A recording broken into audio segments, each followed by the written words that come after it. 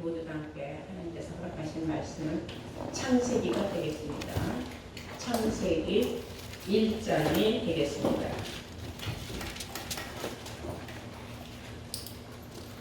창세기 1장 찾으신 줄 믿고 3절부터 공독을 하겠습니다. 하나님이 가라사대 빛이 있으라 하시매 빛이 있었고 그 빛이 하나님의 보시기에 좋았더라. 하나님이 빛과 어둠을 나누사 빛을 낮이라 칭하시고 어둠을 밤이라 칭하시니라. 저녁이 되며 아침이 되니 이는 첫째 날이니라. 아멘. 네, 허락하신 하나님 말씀은 창세기 1장 3절에서 5절로의 말씀으로 제목은 천지창조 6일의 섭리, 천지창조 6일의 섭리라는 제목으로 말씀을 증거하도록 하겠습니다. 성경적으로 우리가 볼 때에 하나님께서 천지창조를 하실 때 6일은 하루 24시간을 근거로 한 건 아니다라는 것을 여러분들이 아셔야 돼요. 그래서 천지창조의 하루는 24시간의 하루가 아니라는 사실. 그것은 첫째 날에서 셋째 날까지는 태양이 없었어요. 그래서 우리가 하루를 기준으로 할 때는 태양을 기준으로 하는 겁니다.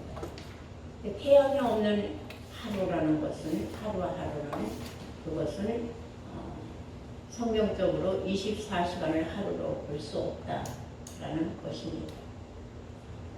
오늘 성경이 말하는 빛의 출현이에요. 보면은 하나님이 가라사대 빛이 있으라 하시매 빛이 있었고 그 빛은 하나님 보시기에 좋았더라 그랬어요. 그래서 첫째 날은 빛과 어둠의 창조라 하시는데 알고 보면은 어둠은 맞지가 않고 빛의 출현, 하나님께서 빛을 만드셨기 때문에 어둠이 있었다는 걸 알 수 있었죠. 빛이 없었다면 어둠이라는 것을 몰랐을 거예요. 그러므로 빛의 출현이라는 것은 곧 하나님의 출현이다. 왜냐? 요한일서 1장 5절에 보면 하나님이 곧 빛이시라 했어요. 하나님은 곧 빛이시라 했기 때문에 우리는 빛이 있었다는 것은 하나님이 첫째 날부터 하나님의 활동이 시작되었다는 걸 알 수가 있어요. 주께서 계산하시는 그 하루가 24시간이 아니라는 것을 근거가 성경적으로 나와 있습니다. 시편 90편 4절을 보시면 주의 목전에는 천년이 하루 같고 천년이 어제 같고 주의 목전에는 천년이 어제 같고 빙의 한 병점 같다.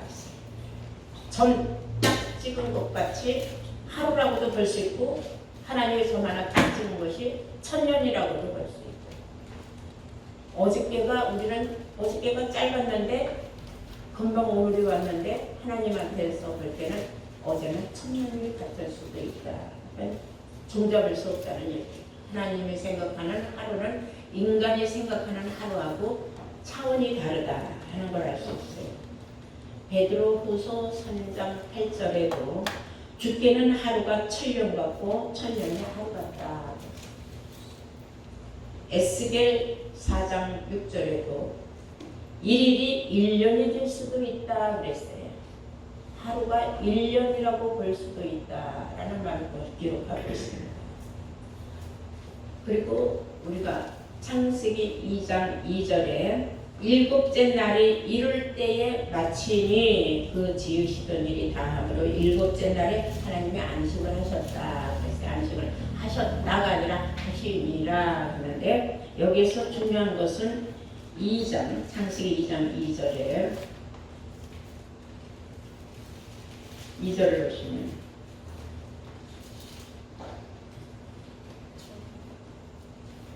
천지와 만물이 다 이루니라 하고 2절에 하나님이 지으시던 일이 일곱째 날이 이를 때에 그랬어요. 이를 때에 그랬어요. 그것은 아직 이르지 아니하였고 이르게 된다면은 그 말에 이를 때에라는 이를 때에 마치니라. 그때 가서 마치게 된다. 여기서 하나님이 일곱째 날에 온 우주 만물 창조의 완성은 일곱째 날에 가서 이루어지게 되는데 여섯째 날에 마무리를 하고 그 다음 날이 일곱째 날에 하나님께서는 안식을 하신다 그랬어요. 그럼 하나님이 지금 안식을 하셨느냐? 성경적으로 보면 하나님은 지금 안식하고 계시지 않다는 말씀이 많이 나옵니다.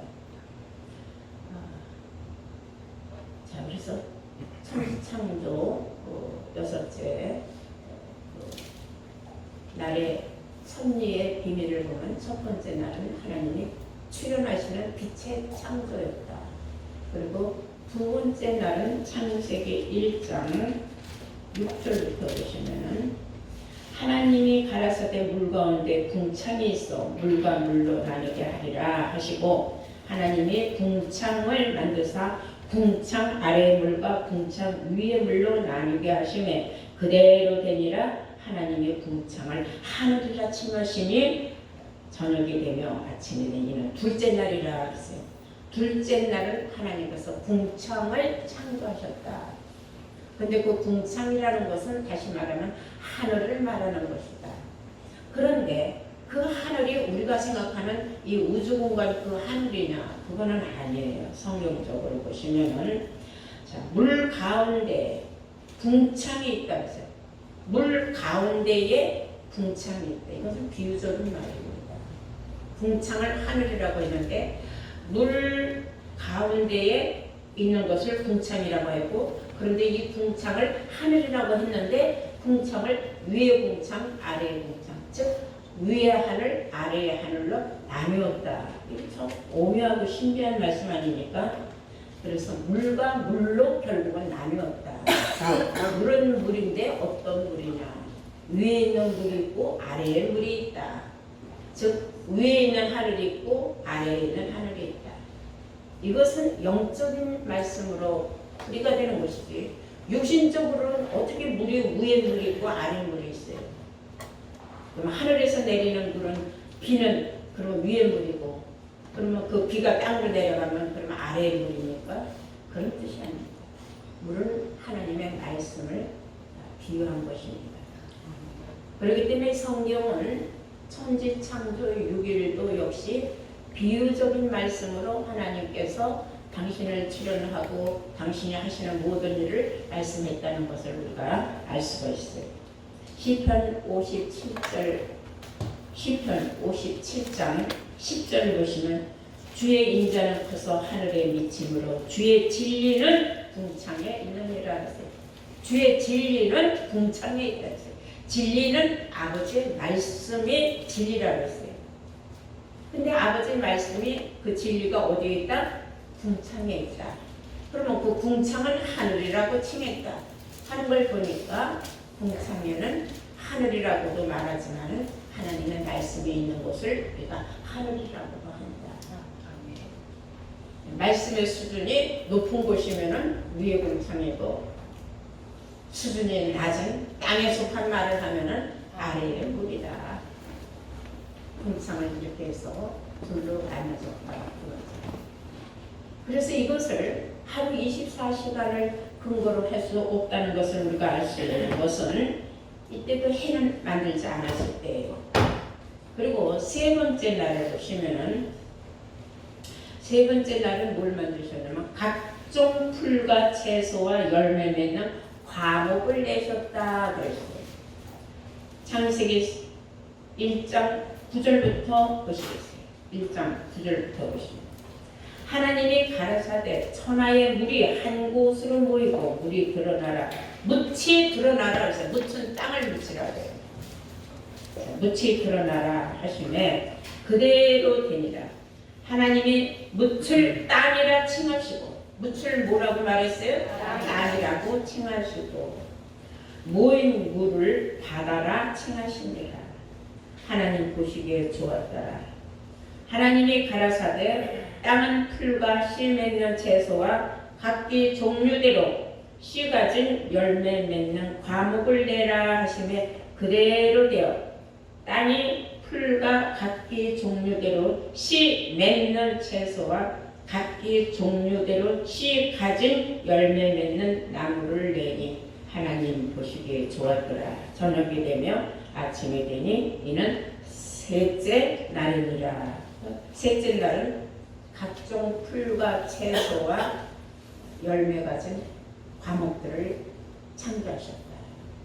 완성체 이때 하신 거는. 그러나 하나님의 천지창조 여섯째 날을 우리는 완성체가 이루어졌을 때, 모든 날에 완성체가 이루어졌을 때에야 하나님이 안식을 하실 수 있었다는 것을 성경적으로 우리가 알 수가 있어요. 마가복음 4장 28절에서 29절 말씀에도 땅이 스스로 열매를 맺되 처음에는 싹이요 다음에는 이삭이요 그 다음에는 이삭의 충실한 곡식이요 열매가 익으면은 낯을 대나니 이는 곧 추수 때가 이르렀습니다. 열매가 익었느냐 안 익었느냐. 근데 그 열매를 내는 것은 스스로 내는 거다. 땅이 스스로 열매를 내는 것. 여기서 땅이라는 것은 우리가 딛고 다니는 그런 땅을 말하는 건 아니에요. 사람의 심령밭을 땅이라고 말해요. 여러분 심령밭에 하나님의 살아있는 말씀의 씨를 뿌렸는데 어떤 사람은 그냥 씨가 들어가자마자 마귀가 와서 집어 삼켜가. 그래서 밭에 씨 뿌리는 비유를 들으라 하면서 4가지 밭을 예수님이 비유적으로 말씀하셨어요. 온전한 밭은 인내하고 참고 기다릴 줄 아는 사람. 그런 사람만이 온전한 땅이 되고 온전한 열매를 맺는다. 아무튼 열매가 익지 않으면 추수꾼이 와서 낫자루를 대질 않는다. 추수꾼이 와서 낫자루를 대서 그 익은 곡식을 걷어가면 그 익은 곡식은 사람을 비유한 거기 때문에 바로 천국 백성으로, 온전한 천국 백성으로 옮김을 받을 수 있는 그런 능력을 말하는 것입니다. 이제 3번째 날 하나님께서 그렇게 채소와 나무와 풀, 모든 씨 가진 것들을 완성체를 만들어내셨습니다. 중요한 것은 이 모든 것들은 태양이 없으면 살 수가 없죠. 그래서 하나님께서 4번째 날은 태양을 하나님께서 만드셨어요. 즉 해와 달과 별들을 만드셨다는 것이 창세기 1장 14절에 나옵니다. 창세기 1장 14절 보시면 하나님이 가라사대 하늘의 궁창에 광명이 있어 주야를 나누게 하라. 또 그 광명으로 징조와 사시와 일자와 연한이 이루라. 하나님이 가라사대 하늘의 궁창에 광명이 있어서 이것은 둘째 날 만든 그 궁창하고는 얘기가 다른 거예요. 실상적인 저 하늘에는 뭐가 있어야 돼요? 해가 있어야 되고 달도 있고 별들도 있어야 돼요. 그걸 기준으로 해서 낮과 밤이 가려지는 거예요. 이때부터가 하루는 24시간이라는 것이 또 이해가 되는 거죠. 왜냐? 주야를 나뉘게 하라. 낮과 밤을 나눠지게 하라.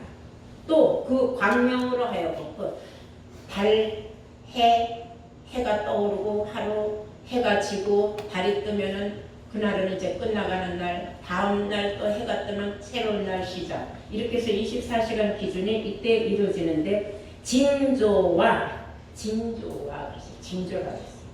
그리고 사시라는 건 사계절을 말하는 거예요. 봄, 여름, 겨울, 가을 이렇게 사시와 일자와 하루, 이틀, 3일, 4일 이렇게 하루, 이틀, 3일, 4일 일자와 연한 1년, 2년, 3년, 4년 이렇게 연한이 이루라. 또 그 광명이 하늘의 궁창에 있어 땅에 빛이라 하시고 그대로 되니라. 하나님이 두 큰 광명을 만드사, 두 큰 광명은 해와 달을 말하는 거예요. 큰 광명으로 낮을 주관하게 하시고 작은 광명으로는 밤을 주관하게 하시며 또 별들을 만드시고 하나님이 그것들을 하늘의 궁창에 두어 땅에 비치게 하시매 주야를 주관하게 하시매 빛과 어두움을 나누게 하시니라. 하나님 보시기에 좋았더라. 저녁이 되며 아침이 되니 이는 넷째 날이더라. 그래서 하나님이 해와 달과 별들을 만드신 것은 네 번째 날이다. 이때부터 일자, 일일, 사시, 사계절 이렇게 다 나오기 시작을 했는데 그 전에는 첫째, 둘째, 셋째 날은 기준을 잡을 수가 없는 거야. 하루가 24시간이라는 기준이 될 수가 없어요. 그래서 사람들이 생각하는 하나님의 첫째 날 못 만들고 둘째 날 못 만들고 셋째 날, 넷째 날, 다섯째 날, 여섯째 날 다 만들고 일곱째 날 안식하셨다 이렇게 말하는 거는 성경하고 틀리는 말이라는 것을 여러분들은 아셔야 될 줄로 믿습니다. 그러면은 이제 우리가 이제 네 번째 날을 이제 우리가 하나님께서 하신 일을 알았어요. 전도서 1장 4절에 이런 말씀이 있습니다. 한 세대는 가고 한 세대는 오는데 땅은 영원히 있다. 사람이 한 세대를 평균 30세 정도로 생각을 해요. 그래서 우리 인간적으로 말할 적에는 10년이면 강산이 변한다 이런 말을 하죠. 근데 사람은 30년을 기준으로 해서 한 세대를 말해요. 예전 같으면 30 이전엔 다 장가를 가서 다 후손을 갔어요. 지금은 시대가 이상하게 흘러가가지고 나이 4, 50이 돼도 장가 못 가는 사람들도 많고 결혼 안 하는 처녀들도 많은데 그러나 한 세대는 30세 전후를 잡았다 하는 것을 알 수가 있습니다. 다섯 번째 날은 하나님께서 이제 무엇을 만드셨느냐 하면 생물들을 만드셨어요. 생물이라는 것은 살아 움직이는 모든 것들을 말하는 겁니다. 즉 새들, 고기들 그리고 수많은 움직이는 것들을 만드셨다. 창세기 1장 20절 보시겠어요. 하나님이 가라사대 물들은 하나님이 가라사대 물들은 생물로 번성케 하라. 생물, 살아 움직이는 것들로 번성케 하라. 땅 위에 하늘의 궁창에는 새가 날으라 하시고 하나님이 큰 물고기와 물에서 번성하여 움직이는 모든 생물은 그 종류대로 날개 있는 모든 새를 그 종류대로 창조하시니 하나님 보시기에 좋았더라. 하나님이 그들에게 복을 주어 가르사되 생육하고 번성하여 여러 바다물에 충만하라. 새들도 땅에 번성하라 하시니라. 저녁이 되며 아침이 되니 이는 다섯째 날이니라 그랬어요. 살아서 움직이는 모든 것들을 하나님께서 창조하시고 번성하라 그랬어요. 수를 계속 늘려나가라. 수도 없이 번식시켜라 했어요. 그리고 하나님께서 하신 말씀에 그들에게 복을 주었다. 번성할 수 있는 복을 내리셨다는 뜻입니다. 이 말은 하나님이 새들도 땅에 번성하라 하시니 저녁이 되며 아침이 되니 이는 다섯째 날이라. 생육하고 번성하라. 그러면 우리가 이 다섯째 날 만든 것 중에서 왜 하나님은 이들에게도 번성하는 축복을 내리셨는가를 볼 수가 있어요. 과연 모든 생물들은 다 좋은 것들이라고만 볼 수가 있느냐? 하나님의 능력과 하나님의 권한에서 벗어날 수 있는 생물들은 없다는 겁니다. 시편 104편을 우리 한번 보실까요?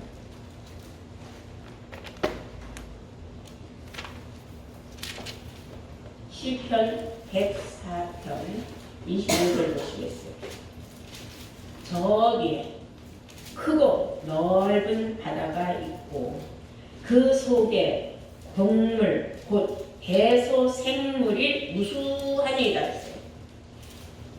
저기 크고 넓은 바다가 있고 그 속에는 동물 곧 대소생물이 무성하다니다. 무성하다. 엄청 많게 숫자가 많다. 무수하다. 셀 수 없이 많다. 숫자가. 그래서 여기서 말하는 크고 넓은 바다는 뭐 태평양 바다, 뭐 오대영 바다를 말하는 것이 아니라 이것은 세상을 말하는 거예요. 바다라는 것은 세상에는 어마어마한 수많은 살아 움직이는 것들이 많이 있다. 그 중에 26절 보시면 선척이 거기 다니며, 선척이 물론 바다에 배가 다녀요. 그러나 우리가 교회를 뭐라고 말합니까? 방주라고 말을 해요. 배로 비유하고 있어요. 구원의 방주라고 하죠. 그래서 교회 다녀야 구원을 얻는다는 말을 비유적으로 말합니다. 거기에는 26절 선척이 거기 다니며, 배들이 다니며 주의 지으신 악어가 그 속에서 노나이다. 그 속에는 하나님이 만드신 악어도 놀고 있다 그랬어요. 27절에 가면 더 재미있는 말씀이 나와요. 이것들이 그랬어요. 이것들이 하는 것은 앞서 말한 악어들이나 대소생물들이나 셀 수 없이 많은 모든 것들이 다 그랬어요. 모두 다 주께서 때를 따라 식물 주시기를 바라나이다. 그리고 28절은 주께서 주신즉 저희가 취하며 주께서 손을 펴신즉 저희가 좋은 것으로 만족하다가 주께서 낯을 숨기신즉 저희가 떨고 주께서 저희 호흡을 치유하신즉 저희가 죽어 본 흙으로 돌아가나이다. 모든 생물들이 죽고 사는 것이 누구의 권세에 있어요? 하나님의 권세에 있다는 겁니다. 이 모든 것들이 먹고 사는데 힘들고 괴로울 적마다 누굴 찾아요? 하나님을 찾는다. 주께서 때를 따라 식물 주시기를 원합니다. 시리아 때를 따라서 하나님 앞에 주여 도와주십시오. 하나님 도와주십시오. 하나님은 어떻게 삽니까? 하고 말하는 거예요. 세상에는 별의별 인종들도 많고 별의별 나라들도 많고 별의별 나라마다 백성들마다 말하는 것도 다 달라요. 그러나 그들이 다 한결같이 바라보는 건 하나님입니다. 하나님 앞에 매달리고 기도하고 하나님께서 도와주시기를 바라고 문제 해결해 주시기를 바라는 것이 모든 살아서 움직이는 사람들의 습성이지. 이것을 몇 번째 날에 하나님께서 창조하셨느냐면 5번째 날이라는 거예요. 중요한 것은 이제 하나님의 사람을 언제 창조하셨느냐예요. 사람다운 사람을 창조하신 걸 말하는 거예요. 짐승 같은 사람을 말하는 게 아닙니다. 자, 창세기 1장 24절 보시겠어요. 창세기 1장 24절.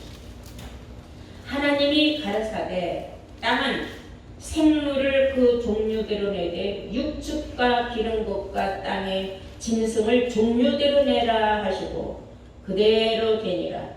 하나님이 땅의 짐승을 그 종류대로 육축은 그 종류대로 땅에 기는 모든 것은 그 종류대로 만드시니 하나님 보시기에 좋았더라. 하나님이 가라사대 26절에 우리의 형상을 따라 우리의 모양대로 우리가 사람을 만들고 그러 바다의 고기와 공중의 새와 육축과 온 땅과 땅에 기는 모든 것을 다스리게 하라 하시고 땅에 기는 모든 것을 다스리게 하사 하시고 하나님이 자기의 형상 곧 하나님의 형상대로 사람을 창조하시되 남자와 여자를 창조하시고 하나님이 그들에게 복을 주시며 그들에게 이르시되 생육하고 번성하여 땅에 충만하라. 땅을 정복하라. 바다의 고기와 공중의 새와 땅에 움직이는 모든 생물을 다스리라 하시니라. 하나님이 가라사대 내가 온 지면에 씨 맺는 모든 채소와 씨 가진 열매 맺는 모든 나무를 너희에게 주노니 너희 식물이 되리라. 또 땅의 모든 짐승과 공중의 모든 새와 생명에 있어서 땅에 기는 모든 것들에게는 내가 모든 푸른 풀을 식물로 주노라 하시니라. 그대로 되니라. 하나님의 그 지으신 모든 것을 보시기에 힘이 좋았더라. 저녁이 되면 아침이 되니 이는 여섯째 날이니라 그랬어요. 하나님이 여섯째 날 완성체된 하나님의 형상을 따라 하나님의 형상대로 지음을 입은 남자와 여자를 창조해 놓으시고 하나님이 보시기에 심히 좋았더라. 그리고 이때의 모든 짐승들, 땅에 기어다니는 짐승들, 네 발 달린 짐승들, 두 발 달린 짐승은 사람이에요. 근데 사람도 하나님의 형상대로 지음을 받은 사람이 있는가 하면은 하나님의 형상대로 지음을 받지 못한 사람들도 있어요. 여하망론하고 다 하나님이 복을 내려주실 적에는 뭐라고 하셨느냐면 복을 주시며 그들에게 이르시게 생육하고 번성하라 그랬어요. 그리고 땅에 충만하라. 땅을 정복하라. 바다의 고기와 공중의 새와 땅에 움직이는 모든 생물들을 다스릴 수 있는 인간에게 놀라운 지혜를 주셨다는 겁니다. 그런데 사람 중에 사람이 있다는 거예요. 사람이 다 같은 사람이 아니에요.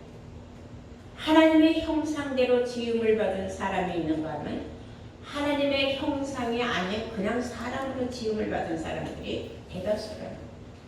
그럼 우리가 하나님의 형상대로 지음을 받은 사람들은 어떤 사람? 그 사람들이 완성체가 나타나야 하나님의 여섯째 날이 끝나는 거예요.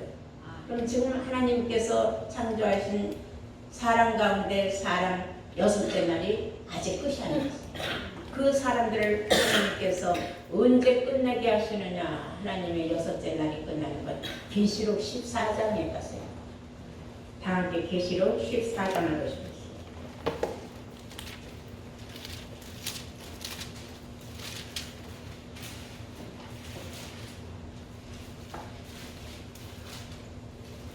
(4절부터) 보시겠습니다. 이 사람들은 그랬어요. 이 사람들은 어떤 사람들이냐. 3절부터 보시면은 저희가 보좌와 네 생물과 장로들 앞에서 새 노래를 부르니 땅에서 구속함을 얻은 14만 4천인 밖에는 능히 이 노래를 배울 자가 없더라. 땅에서 구속함을 받은 사람 14만 4천을 하나님께서 하나님의 형상을 입은 완성체로 보신다는 겁니다. 이 사람들은 그랬어요. 그 사람들은 어떤 사람들이냐. 하나님의 형상을 입은 그 14만 4천 새 노래를 배울 수 있는 사람들은 하나님의 보좌 앞에 있는 사람들이에요. 이 사람들은 여자로 더불어 더럽히지 아니하고 정절이 있는 자라. 신앙의 정절을 지키는 사람이에요. 육신적인 정절을 말하는 건 아니죠. 이 사람들은 여자로 더불어 더럽히지 않냐고. 여기서 말하는 여자는 목자를 말하는 거예요. 이게 육신적으로 남과 여 이렇게 갈라진 그런 여자를 말하는 건 아니에요. 성경에 여자는 목자를 비유했다는 걸 아시기 바랍니다. 이 사람들은 여자로 더불어 더럽히지 아니하고 정절이 있는 자라. 어린 양이 어디로 인도하는지 따라가는 자며. 그래서 어린 양이 인도하는 대로 인도함을 받을 수 있는 순종함을 배운 사람들이라는 겁니다. 어린 양이 인도한다. 어린 양은 예수님을 말하고 있어요. 예수님은 지금 영으로 계십니다. 영은 우리를 구원으로 인도하는 살아있는 하나님의 말씀을 말하는 줄로 믿습니다. 그 진리를 말하죠. 진리 가운데로 인도하는 대로 따라가는 사람. 어린 양이 어디로 인도하는지 따라가는 자며 사람 가운데서 구속을 받아 처음 익은 열매로 사람 가운데 오늘날까지 수천 년 동안 하나님이 낳고 죽고 계속 해와서 오늘날까지 있었지만은 하나님이 원하는 사람은 없었다. 사람 가운데 첫 열매가 계시록에 가서 끝맺음을 갖게 돼 있어요. 그래서 이 사람들은 어린 양이 어디로 인도하든지 따라가는 자며 사람 가운데서 구속을 받아 처음 익은 열매로 하나님과 어린 양에게 속한 자들이니 그 입에는 거짓말이 없고 흠이 없는 자들이라. 영적으로 거짓말도 없고 하나님 말씀에 흠잡을 데가 없다니. 육신적으로 사람들이 살다 보면 뭐 거짓말도 하고 뭐 흠이야 뭐 없는 사람이 어디 있겠어요. 그래서 네 눈에 들어있는 들보를 빼낼 생각 안 하고 남의 눈에 들어있는 티끌을 뽑아내려고 하지 말라는 말씀도 있지 않습니까? 남의 흉과 허물을 그렇게 들춰내는 데에 쓰지 말라는 그런 말도 있어요. 우리 그리스도인들은 그래야 되는 겁니다. 그러나 오늘 사람 가운데 첫 열매를 내는 이 사람들은 영적으로 하자가 없어야 된다. 흠과 점이 없어야 된다. 성경하고 틀리는 말을 해서는 안 된다는 그런 말씀. 여러분들은 아셔야 될 줄로 믿습니다. 네. 그러므로 24만 4천의 사람 가운데 처음 익은 열매로 나오기 때문에 아직 처음 익은 열매가 나오지를 않았어요. 그러니까 지금 하나님이 만드신 사람의 완성체가 아직 이루어지지 않았다고 볼 수 있어요. 그러므로 여섯째 날은 아직 끝나지 않았다. 현재 중이다. 이렇게 아시면 되겠습니다. 마지막으로 우리가 히브리서 4장을 한번 보실까요?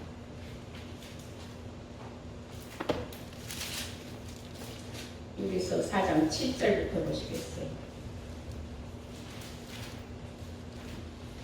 오랜 후에 다윗의 글에 다시 어느 날을 정하여 오늘날이라고 미리 이같이 일렀으되 오늘날 너희가 그의 음성을 듣거든 너희 마음을 강팍하게 하지 말라 하였나니 만일 여호수아가 저에게 안식을 주었다면은 그 후에 다른 날을 말씀하지 아니하셨으리라. 여기서 말하는 여호수아는 예수님을 여호수아로 또 비유해서 말한 거예요. 그 밑에 헬하고 1번 여호수아하고 밑에 보면은 예수라고 나와 있습니다.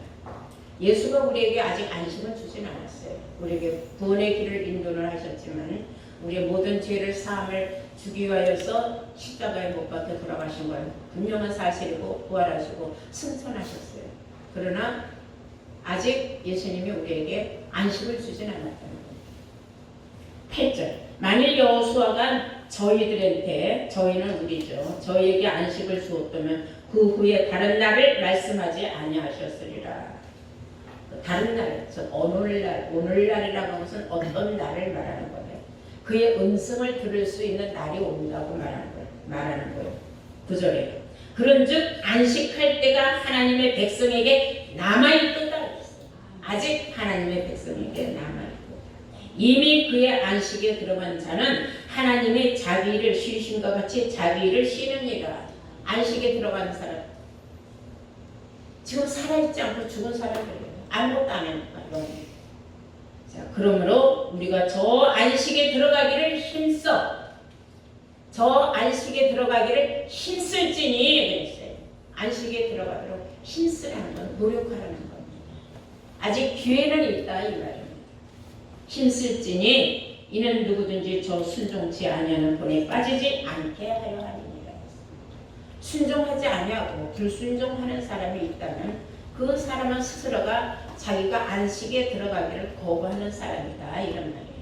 하나님이 7째 날 안식하신다는 것은 곧 6째 날 완전히 끝나야 안식에 들어가요. 그때 모든 하나님의 살아있는 백성들 하나님과 함께 그 안식에 참여하는 줄로 믿습니다. 아멘. 여러분들이 바로 그 주인공들 되시기를 주의 이름으로 축원합니다. 아멘.